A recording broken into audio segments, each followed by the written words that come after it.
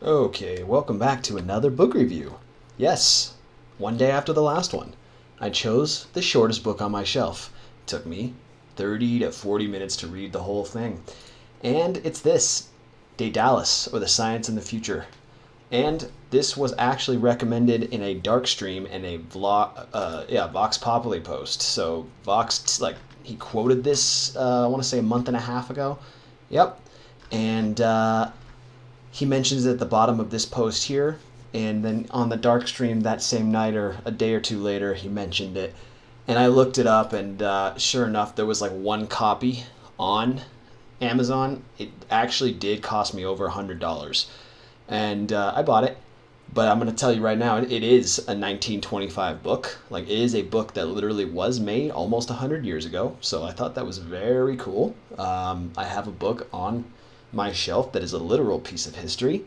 So kind of worth the price. I don't know where else to get it though. To be totally honest, I do not know where else to get this book. Let's see. I can possibly look it up right here. I didn't see. Yeah. Check these out. Google it. You might be able to pick it up. Goodreads might have it. I don't know if that's a platform or if that's just a book review site. But let's get into it because the author's interesting. He makes a lot of interesting and accurate predictions and claims, some not so accurate, and my thoughts on the author itself. So just first and foremost, I don't think this book has a reissue. I'm pretty sure this is it. And I could be wrong. Like I said, do your research, but you get the 1925 edition. I mean, the pages they're like yellow. They're old. Like the book really does show its age, and because it is over 100 years old. The book itself, like I said, 30 to 45 minutes to get through it. The pages are very small, and the margins are short. So you're basically looking at, I don't know, 50 words a page or something, 100 words a page. It's not a lot. So you can get through it very fast. And given that I just finished a 740-page book, I wanted to get another book done. This was the one to do. So let's talk a little bit about the book. I mean, it is essentially the predictions of a scientist and metaphysicist and secular communist. He is not a Christian.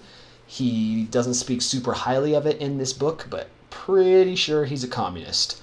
Just like when you Google this, you'll see that his book is on Marxists.org. So yeah, pretty sure this author is a communist.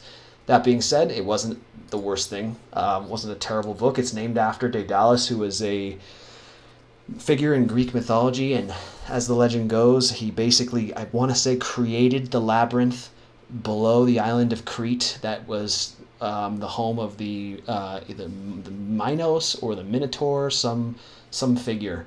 But Daedalus, I believe, was the father of Icarus. Icarus is the one who flew too close to the sun. But Daedalus was an inventor. So, I mean, if the legends hold true, he invented a lot of tools that we use today and used all throughout the last few thousand years. I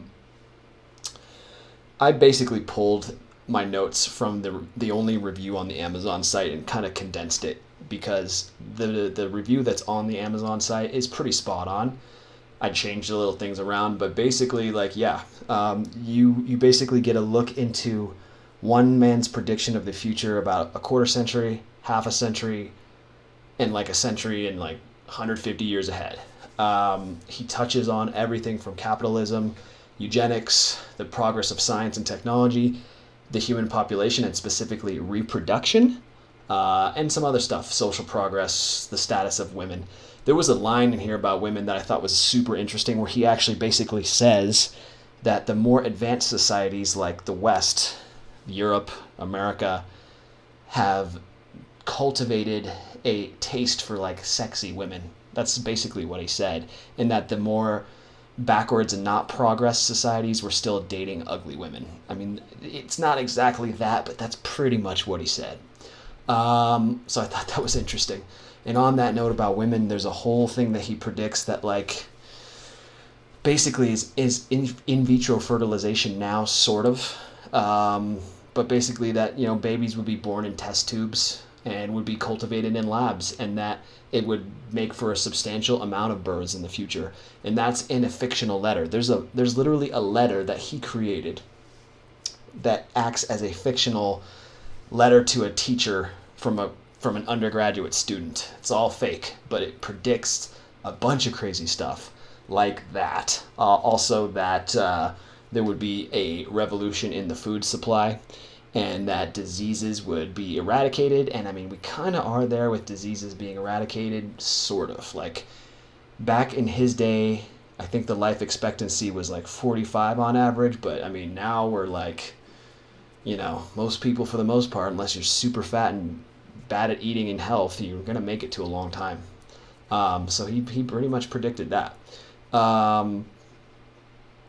Predicted that solar energy would play into things. But one thing he got wrong was that he basically said there would be never a need for induced radiation to use that as a power source, which was way wrong, because only 20 years later did we have not only the A-bomb, but 5 years after that, the H-bomb, and then nuclear power plants and all that. So he got that one wrong. He was, like I said, he was very communist. And I don't think that should be a reason for you not to read this. The reason not to read this is if you can't find it online. Like, it's expensive to have this copy of this book. My hope and hunch is that, well, I know for a fact they don't make this book anymore in hard copy. I mean, almost for a fact. You're not going to get the 1925 reprint, so maybe in 5 years, on its 100th anniversary, I'll be able to sell this for more than I paid for it. So I'm kind of hoping that was what made it worth it. But otherwise, definitely just try to find the book online.